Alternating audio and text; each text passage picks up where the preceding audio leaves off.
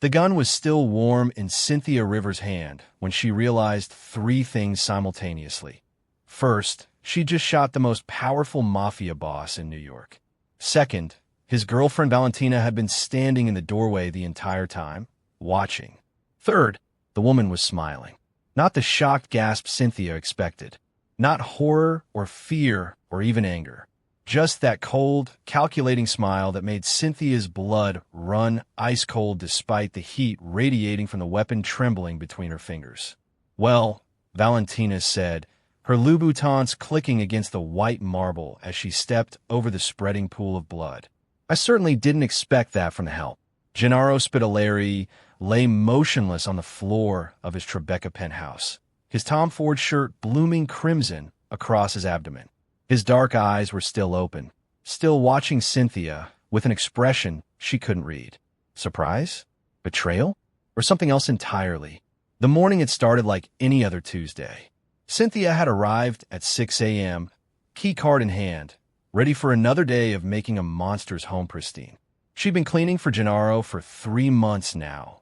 3 months of $3,200 weekly cash payments that kept her kids fed and her Brooklyn landlord from evicting them. 3 months of being invisible while the most feared man in Little Italy conducted his business around her like she was furniture. 3 months of watching, learning, remembering everything. But she never expected this. Never expected to find Valentina standing over Gennaro with a gun in her perfectly manicured hand. Never expected to hear the words, "The Russians send their regards," before the shot rang out. Never expected her own body to move before her brain could process what was happening. Never expected to tackle Valentina Russo, wrestle the gun free, and end up here, standing over a dying mafia boss while his girlfriend looked at her like she'd just done something mildly interesting instead of completely insane. "You ruined my moment," Valentina said, examining her nails. "I've been planning this for 11 months. 11. Do you know how long I had to sleep with that animal? How many times I had to pretend I enjoyed his touch?" She looked at Gennaro's body with disgust. "And you, the cleaning woman, you just grabbed my gun." Cynthia's mind was racing. The gun felt like it weighed 1,000 pounds. Gennaro's blood was spreading toward her sneakers. Discount New Balance from Payless. The same shoes she wore to every job because they were comfortable and cheap and invisible. "He's not dead," Cynthia heard herself say. Both women looked down. Gennaro's chest was still rising and falling, shallow but steady. His eyes had closed, but his fingers twitched against the marble. "Well," Valentina sighed, pulling another gun from her Birkin bag because of course she had a backup. "I suppose I'll have to finish what I started." She aimed at Gennaro's head. Cynthia raised the gun in her own hand, pointed it at Valentina. Her hand was shaking so badly she could barely hold it steady, but she held it nonetheless. Valentina laughed. Actually laughed. "Oh, darling, you're not going to shoot me. You're a maid. A single mother from Brooklyn who scrubs toilets for a living. You don't have it in you." Did she? Cynthia didn't know. She'd never held a gun before today, never imagined she would. But she was holding one now, and Valentina was wrong about one thing. Cynthia wasn't just a maid. She'd never been just a maid. But before she could decide what to do, before she could pull the trigger or lower the weapon or call for help, the penthouse door burst open and 6 men in expensive suits flooded in, guns drawn, shouting in Italian. Valentina's face went white. Then she turned to Cynthia and whispered 4 words that would haunt her for years to come. "You have no idea what you've done." But to understand how Cynthia Rivers, former Army medic, widow, and very intentional cleaning woman, ended up in a Mexican standoff with a mafia princess, we need to go back 3 months. Back to the day she first walked into Gennaro Spitaleri's world with a plan that had nothing to do with cleaning and everything to do with blood. Before we continue with Cynthia's story, can I ask you something? I spend 15 to 20 hours researching, writing, and perfecting each story for you. That's nearly a full week of work to create these cinematic experiences completely free. While you're here enjoying this story, YouTube only shows it to a tiny fraction of people unless you take just 2 seconds to hit subscribe. Here's the thing. If just half of you watching right now subscribe, this channel would explode, and I could create even deeper, more complex stories for you every single week. but only about 3% of viewers are subscribed. That means 97% of you are enjoying hours of content, but haven't taken that tiny step. I'm not asking for money. I'm asking for a single click that tells YouTube, show this to more people. So here's my request. If you're enjoying Cynthia's story so far, click subscribe. It takes 2 seconds and means everything to this channel's survival. Also, drop a comment telling me where you're watching from. I love seeing this global community we're building. Last video, we had viewers from 47 different countries.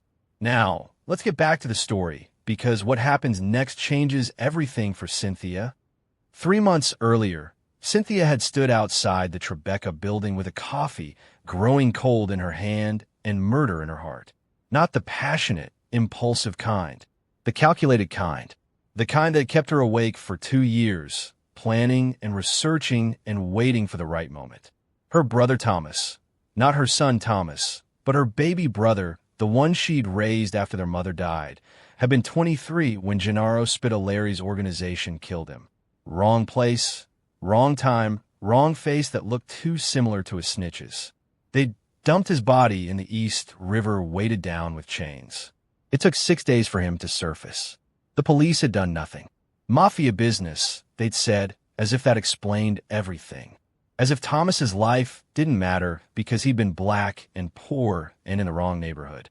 So Cynthia had done what she did best. She'd made a plan. She'd researched Gennaro Spittalleri for 18 months. His properties, his businesses, his habits. She'd learned he went through housekeepers like tissues, that his girlfriend Valentina was particular and cruel, that the agency he used was always desperate for workers willing to deal with difficult clients. She'd applied. She'd been hired. She'd shown up that first day with her cleaning supplies and her fake smile and her very real rage, ready to find evidence, plant bugs, do whatever it took to bring Gennaro Spittalleri down from the inside. What she hadn't expected was to find a man who asked about her children. That first day, Gennaro had been sitting at his dining table, laptop open, phone pressed to his ear. He was younger than she'd imagined, 35, handsome in that dangerous way that made smart women cross the street. When she'd entered, he'd paused his conversation. "You're the new one," he'd said in that thick Sicilian accent. Not a question. "Yes, sir. Cynthia Rivers." He'd studied her with those dark eyes that missed nothing. "You have children?" The question had caught her off guard. "Two, sir. Destiny and Thomas." She named her son after her brother, so she'd never forget. "Good." He'd nodded. "Children keep you honest. Keep you focused on what matters." He'd returned to his call, dismissing her. But the question had rattled her. Monsters weren't supposed to ask about your children. Over the following weeks, Cynthia had gathered intelligence. She'd photographed documents when Gennaro was out, memorized names and faces from the men who visited, planted listening devices in 3 different rooms. She'd sent everything to an FBI contact her brother had once mentioned, an agent named Sarah Cooper, who supposedly handled organized crime. But she'd also watched Gennaro.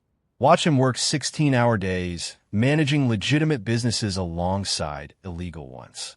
Watched him donate anonymously to schools in Little Italy. Watched him weep quietly in his study the night his uncle died, thinking no one could see him. Watched him with Valentina. That's when Cynthia had started to realize something was very wrong. Valentina Russo came from old money, the kind that made even Mafia fortunes look cheap. She was 26, blonde, beautiful, and cruel in casual ways that spoke of someone who'd never faced consequences. She treated Cynthia like dirt from day one, but that was expected. What wasn't expected was how she treated Gennaro. The casual disrespect. The way she'd take calls from other men while he was in the room. The expensive gifts she'd demand and then leave unused.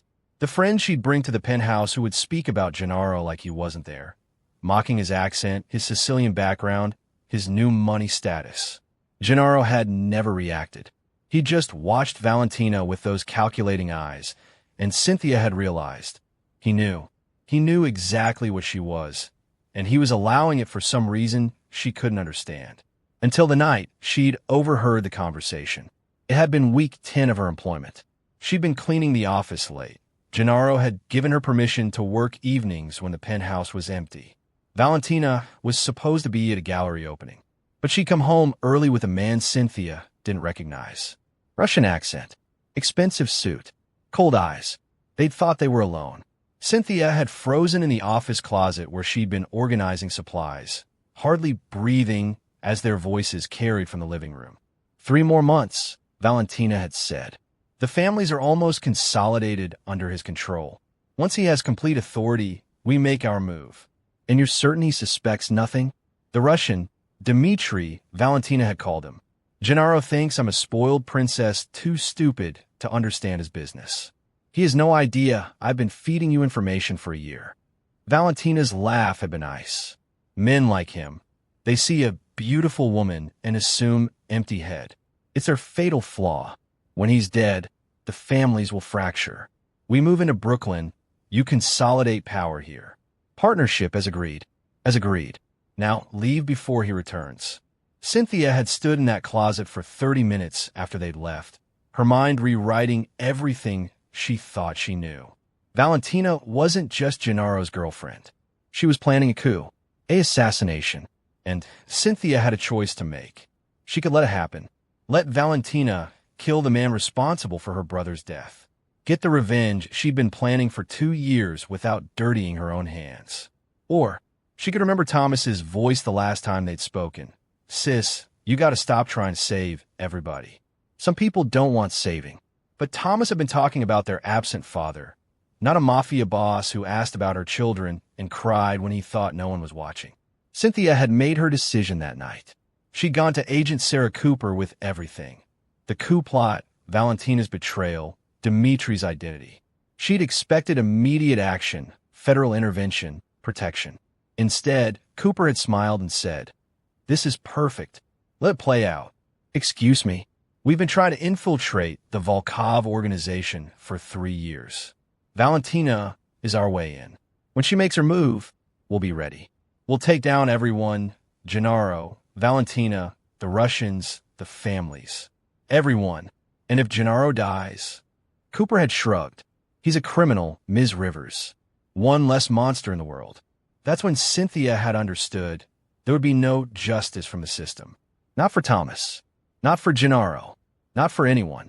She was on her own, so she'd started her own plan. She continued gathering evidence, but she'd also done something else. She'd started leaving information for Gennaro to find. Subtle things. A business card from Dmitry Volkov left where Valentina had dropped it. Photos of Valentina with unknown men accidentally included in the mail. Small clues that never pointed to her, but slowly built a picture. She'd watched Gennaro begin to suspect. Watched his interactions with Valentina grow more careful, more calculated. Watch him increase his security, change his routines. He knew something was wrong. He just didn't know what yet. And then came this morning.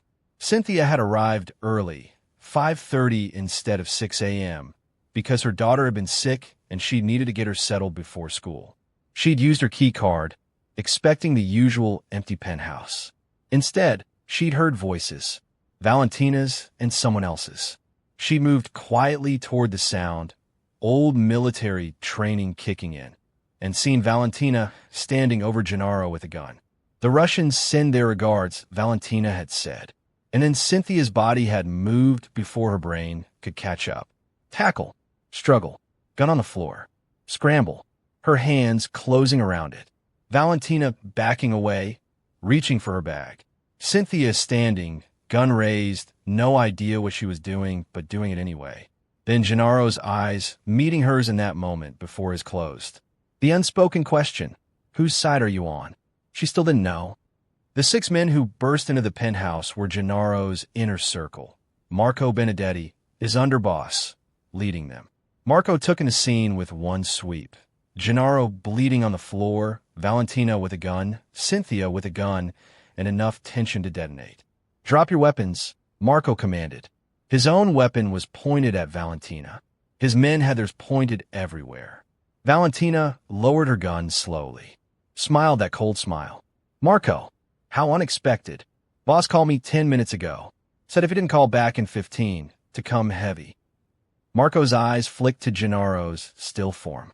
Looks like he was right to be paranoid. Cynthia still held her gun. Her arms were shaking. Marco's attention shifted to her. Ms. Rivers, you can lower your weapon. What do you know my name? Boss knows everything about everyone in his life, including that your former Army 68W combat medic honorably discharged, including that your brother was Thomas Rivers. His eyes held sympathy and warning, including that you've been feeding information to Agent Sarah Cooper.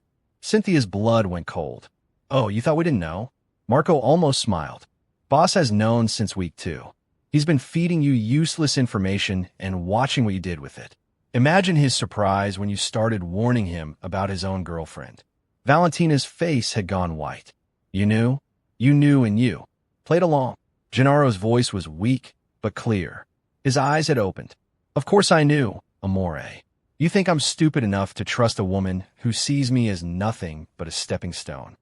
He coughed, blood flecking his lips. Marco was immediately at his side, phone out, calling for their doctor. Cynthia dropped the gun and moved too, muscle memory taking over. She pressed her hands against his wound, applying pressure. Don't move, she ordered. The bullet missed your vital organs, but you're losing blood fast. Gennaro looked up at her, dark eyes clearer than they should be for someone shot. Army medic. Knew that too. Also knew you wanted me dead. Question is, he coughed again. Why save me now? Good question. Cynthia didn't have an answer, or maybe she did, and it was too complicated to explain while her hands were soaked in blood. Because whatever you are, she said finally, you didn't kill my brother. Did you? Something flickered in his eyes. No, I didn't. Who did? Valentina's previous boyfriend, Alessandro Costa. He was trying to start a war between my family and the Russians. Your brother was collateral damage in his game. Gennaro's breathing was labored. When I found out, I killed Alessandro myself. Fed him to the Hudson. Same chains he used on your brother. The room spun. Cynthia's hands pressed harder against his wound, holding him to life while her mind tried to process this. You killed the man who murdered Thomas? Justice isn't always legal, Ms. Rivers. You of all people should understand that. Valentina laughed, high and sharp. Oh, this is perfect. This is absolutely perfect. The maid has been trying to kill you to avenge a death you already avenged. Meanwhile, I've been planning your assassination for a year, and you've known the entire time. We're all just playing games in the dark, aren't we? The difference, Gennaro said, his voice getting weaker, is that my games, I win. You're dying on your floor, Valentina pointed out.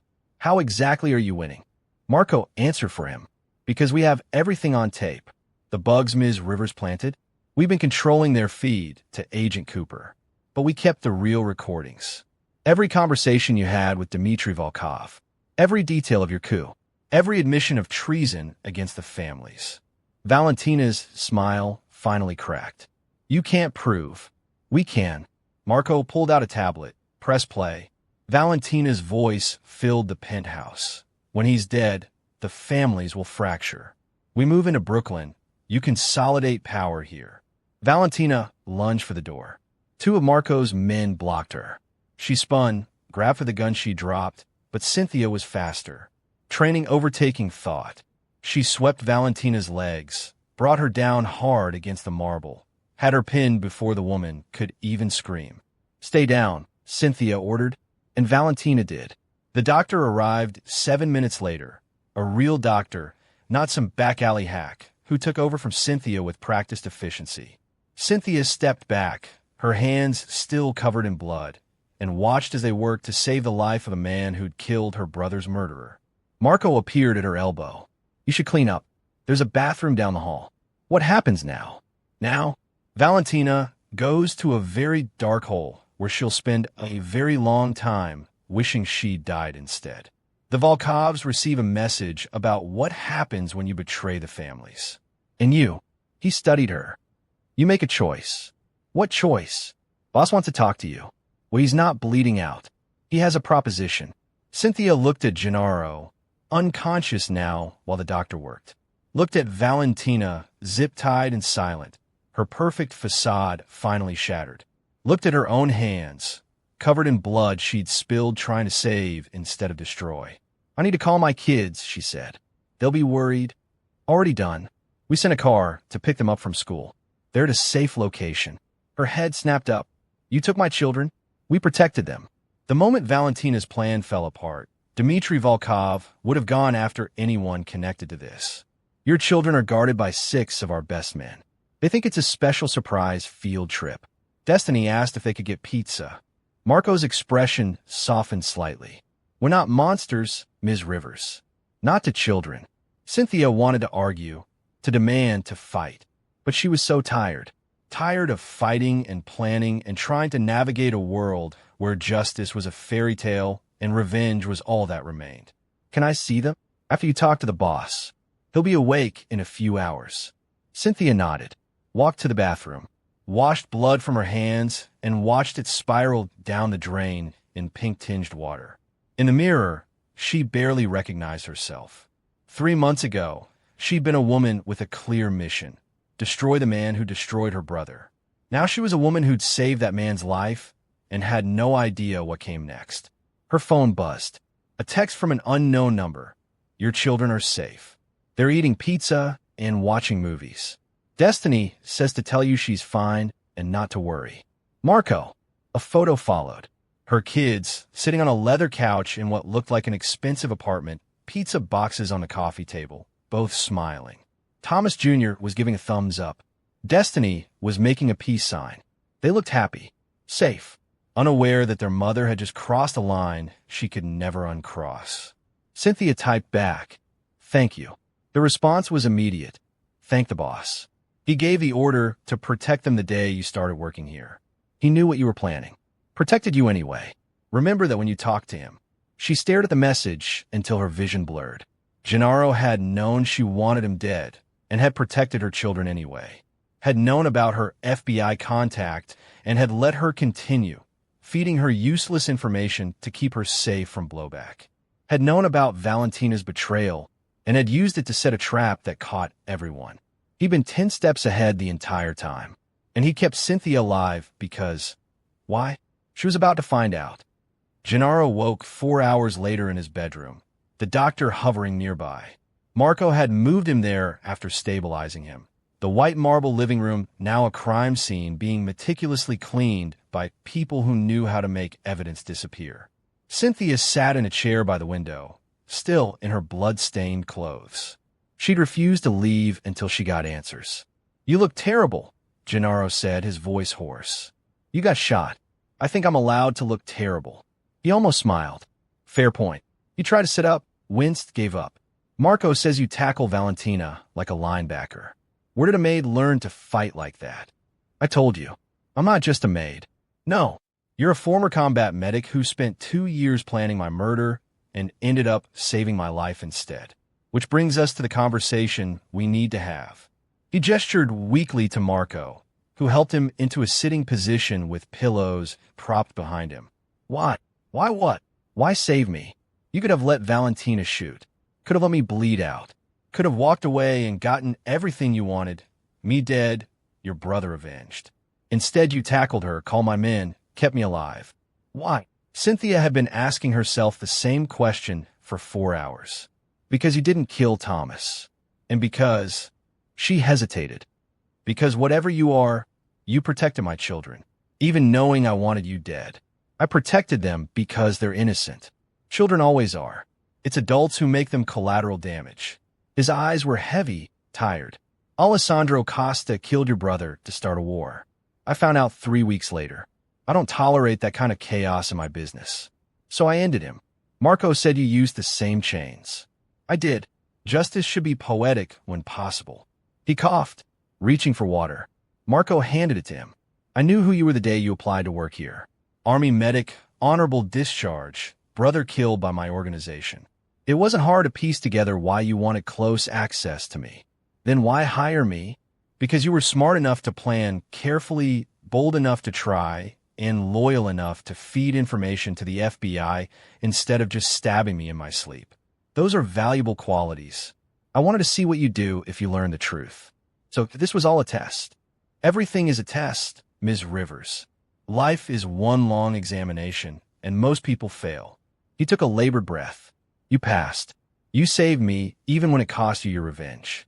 That's integrity. Rare in my world. What about Valentina? What about her? You knew she was betraying you. Why not just kill her? Marco answered this time. Because we needed her to lead us to Volkov. We've been trying to eliminate the Russian organization for 2 years. They're brutal, unpredictable, bad for business. Valentina's coup was the perfect opportunity to expose their entire operation. Now we have recordings of Dmitry Volkov confessing to conspiracy, murder, racketeering. Enough to destroy them completely. By destroying them, you mean killing them. That's one option, Gennaro said carefully. Another option is giving the recordings to the FBI and letting them rot in prison. Either way, they're removed from the board. Cynthia stood, walked to the window. The Tribeca skyline glittered in the afternoon sun, beautiful and indifferent. What do you want from me? I want to offer you a job.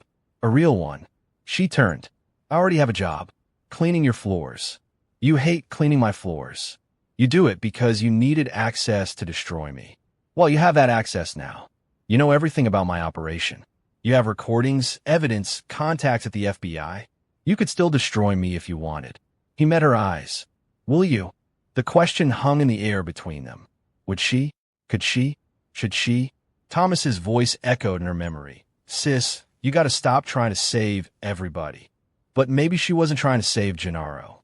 Maybe she was trying to save herself from becoming the kind of person who let people die when she had the power to prevent it. No, she said finally. I won't destroy you. Then work for me. Not as a maid. As head of security. I need someone I can trust. Someone with military experience and medical training. Someone who proved today that they'll act instead of freeze when everything falls apart. I don't want to be part of the Mafia. I'm not asking you to be. I have plenty of legitimate businesses, restaurants, construction, real estate. They all need security oversight. You'd manage that. Salary, $200,000 a year. Medical benefits. College fund for your children. A house anywhere in New York you want to live. It was a fortune. More money than Cynthia had ever imagined having. Enough to give Thomas Jr. and Destiny the life she'd always dreamed for them. And in exchange, your loyalty, your silence, your skills when I need them. Nothing illegal unless you choose to be involved. But your knowledge of my organization means you're either with me or against me. There's no neutral ground anymore. That sounds like a threat. It's reality. The moment you tackled Valentina, you chose a side. Whether you meant to or not. His voice softened. I'm offering you a way to live with that choice that doesn't involve looking over your shoulder forever. Cynthia thought of her children eating pizza, unaware their mother had just saved a Mafia boss. Thought of her brother Thomas, dead at 23 for being in the wrong place. Thought of Alessandro Costa at the bottom of the Hudson wrapped in chains. Thought of Valentina, who'd killed without hesitation and showed no remorse. Thought of herself, covered in blood, no longer sure which side of the line she stood on. I want protection for my kids. Real protection. If anyone even looks at them wrong, they're untouchable. Done. And I want the evidence. Everything. I keep copies of all your recordings, all your documents. Insurance. Gennaro smiled. Smart. You can have copies. But I keep the originals. Fair. She took a breath. And one more thing. I want to know everything about how my brother died. Everything. No lies. No protecting me. I need to know. The smile faded. You won't like what you hear. I don't care. He was my brother. I deserve the truth. Gennaro nodded slowly. Marco, give her the Alessandro file. Everything. Marco disappeared, returned 5 minutes later with a thick manila folder. He handed it to Cynthia with something like sympathy in his eyes. I'm sorry for your loss, Ms. Rivers. Your brother was innocent. He didn't deserve what happened. Cynthia took the file. Didn't open it yet. She wasn't ready. One last question. Agent Cooper, what happens to her? What do you want to happen to her? She wanted to let you die to catch the Russians. She didn't care about justice for Thomas or stopping Valentina. Just her case. So she's corrupt in her own way. What would you like me to do about it? It was another test. Cynthia could feel it. Nothing. Let her keep thinking she's getting information from me. Feed her enough to keep her happy, but not enough to actually damage you. She doesn't deserve revenge. She deserves to waste her career chasing leads that go nowhere. Gennaro's smile returned, sharp and approving. I knew I liked you. Welcome to the family, Ms. Rivers. Call me Cynthia. Cynthia. You can call me Gennaro. Or boss, if you prefer. Most do. She didn't smile back. Couldn't. She'd just agreed to work for the man she'd spent 2 years planning to destroy. The man who, it turned out, had avenged her brother before she even knew the truth. Life was complicated. Justice was messy. And Cynthia Rivers was no longer sure she knew the difference between right and wrong. But she knew one thing. Her children would be safe. They'd have opportunities she never had. They'd never have to scrub floors or choose between electricity and food. And maybe that was enough. Valentina sat in a concrete room somewhere in New Jersey, zip-tied to a chair, waiting. She'd been here for 6 hours. No food, no water, no bathroom break. Just her and the concrete and the growing certainty that she'd made a catastrophic miscalculation. The door opened. Gennaro walked in. No, not walked. Limped. He was pale, clearly in pain, but upright. Alive. Very alive. Surprised? He asked, lowering himself carefully into the chair across from her. You should be dead, thanks to your gun having an unusually low caliber. What was it, a .22? Did you think that would be enough to kill me? It would have been if your maid hadn't interfered. She's not my maid anymore. She's head of security. Funny how things work out. He studied Valentina like she was a specimen under glass. I want you to know I never loved you. Not even a little. You were a means to an end, a connection to old money, a pretty face for public events, a distraction for my enemies. I knew what you were from day one. Valentina's laugh was bitter. So we were both using each other. How romantic. The difference is I was better at it. He leaned forward, ignoring the pain the movement caused. You're going to tell me everything about Dmitry Volkov's operation. Every name, every location, every plan. And then you're going to disappear. You mean you're going to kill me? No, I'm going to do something worse. I'm going to erase you. Your family will be told you ran off with a Russian lover. Your friends will remember you as a shallow traitor. Your name will become a cautionary tale in both our worlds. His smile was ice. Death would be mercy. You don't get mercy. And if I refuse to talk, then I give you to the families. They're quite creative when it comes to punishing traitors. I've heard the Calabrese have a thing with knives that takes 3 days, but I'm sure you'll break long before then. Valentina's composure finally cracked. I just wanted power. Is that so wrong? No. Wanting power is natural. But you went about it the wrong way. You tried to take what wasn't yours through betrayal instead of earning it through loyalty. That's the difference between people like you and people like Cynthia Rivers. The maid? What does she have that I don't? Integrity. She came here to kill me and ended up saving me because she learned I'd already avenged her brother. She put justice above revenge. You. He stood, wincing. You put ambition above everything. That's why she's family now, and you're just a ghost waiting to disappear. He walked to the door, paused. Start talking to Marco. He'll be in shortly. The longer you wait, the worse this gets. Then he was gone, and Valentina was alone with her choices. 1 month later, Cynthia moved her children into a brownstone in Park Slope. For bedrooms, a backyard, good schools nearby. Destiny cried happy tears. Thomas Jr. asked if they were rich now. We're comfortable, Cynthia told him. That's better than rich. She'd read the Alessandro file.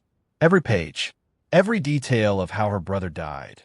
Wrong place, wrong time, collateral damage in a war he didn't even know was happening. And every detail of how Gennaro had made Alessandro pay. Slowly, painfully, poetically. It didn't bring Thomas back, but it helped. She'd started her new job 3 weeks ago. Head of security for Spitaleri Enterprises, the legitimate arm of Gennaro's empire. She managed security for 12 restaurants, 6 construction sites, and 4 real estate properties. It was exhausting. It was challenging. It was honest work mostly. Gennaro had kept his word. Nothing illegal crossed her desk unless she chose to be involved. And she chose not to be. She had enough ghosts without adding more. But she knew what he was, knew what he did. And she'd made peace with working for a monster who protected children and avenged brothers and kept his word. The world wasn't black and white. It It was blood red on white marble, complicated and messy, and full of impossible choices. Agent Sarah Cooper still called occasionally, fishing for information.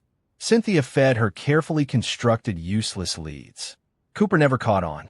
Some people were too confident in their own cleverness to see when they were being played. Valentina had disappeared, just as Gennaro promised. Rumor had it she was in a convent in Sicily, head shaved, living under a new name. Whether it was voluntary or forced depended on who you asked. Cynthia didn't care either way. The woman had pointed a gun at someone's head without flinching. She'd earned whatever penance she was serving. Dmitry Volkov's organization had imploded spectacularly. Arrests, betrayals, bodies turning up in the Hudson. The Russians were finished in New York. The families had consolidated under Gennaro's leadership, stronger than before. And Cynthia had a house with a backyard where her children could play. Sometimes at night, she wondered if she'd made the right choice. If working for Gennaro made her complicit in everything he did. If her brother would have understood or been disappointed. But then destiny would call her to help with homework, or Thomas Jr. would show her AA on a test, and she'd remember, she did this for them. To give them a future that wasn't defined by poverty and violence and impossible choices. She'd saved a mafia boss. He'd saved her family in return. That was the deal. That was justice in its own complicated way. And if she had to live with blood on her hands to give her children clean ones, she'd make that trade every time. 6 months after the shooting, Gennaro called Cynthia to his office. The penthouse had been completely remodeled. No more white marble floors. Everything was dark wood and deep colors now. Less pristine. More honest about what happened there. I have a job for you, he said. If you're interested. What kind of job? The kind that requires someone I trust, absolutely. Someone who's proven they'll do the right thing, even when it's hard. He slid a folder across the desk. There's a trafficking ring operating out of Queens. Children. The families don't tolerate that kind of business, but these aren't family. They're independent operators hiding behind legitimate import companies. Cynthia opened the folder. Photos of children's faces. Reports of disappearances. Enough to make her stomach turn. What do you want me to do? Investigate. Gather evidence. Find the children. Then we'll decide whether to involve the authorities or handle it ourselves. He met her eyes. I won't lie to you. Handling it ourselves is faster and more permanent. But I'll leave that choice to you. It was another test. Another line to cross or not cross. Another moment where Cynthia had to decide who she was and what she was willing to do. She thought of Destiny and Thomas Jr., safe in their brownstone.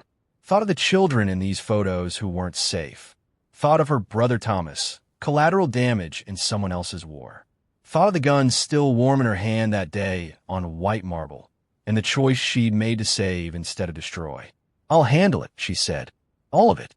And when I'm done, those kids go home to their families. And the people who took them, she smiled, cold and sharp. Gennaro's smile reflected back at him. They learn what happens when you hurt children in this city. Good. He stood, offered his hand. Welcome to the real work, Cynthia. This is what we do. We protect the ones who can't protect themselves. She shook his hand. Didn't mention the irony of a crime boss playing protector. Didn't need to. They both knew what they were. Complicated people making complicated choices in a world that rarely offered simple answers. When do I start? Tomorrow. Marco will give you everything we have. He'll also give you backup if you need it. Whatever resources you require, you have them. Cynthia took the folder, stood to leave. Paused at the door. Gennaro, thank you for what you did to Alessandro. For my brother. He nodded. Justice isn't always legal. Cynthia, you of all people should understand that now. She did. God help her, she did. And that's how a maid became a protector. If you made it this far, you just experienced the transformation of a woman who came for revenge and stayed for something more complicated than justice. And I need to know, did you see Valentina's betrayal coming? Would you have saved Gennaro or let him die? What would you have done in Cynthia's position? Tell me in the comments right now. Drop your city and state too. I want to see how far this story reaches. And if this story gave you chills, made you question your own moral boundaries, or had you rooting for a former maid turned security chief for the Mafia. You need to subscribe because next week's story is even more complex. We're diving into the world of a defense attorney who discovers her client is innocent, but someone close to her is guilty. Hit that like button right now. It literally costs you nothing, but helps me massively. Share this with someone who loves morally gray characters and impossible choices. And I'll see you in the next one. Until then, remember, justice isn't always legal, and sometimes the right choice is the one that keeps you up at night. Thank you for watching. Now go hug your family and be grateful you've never had to make choices like Cynthia's.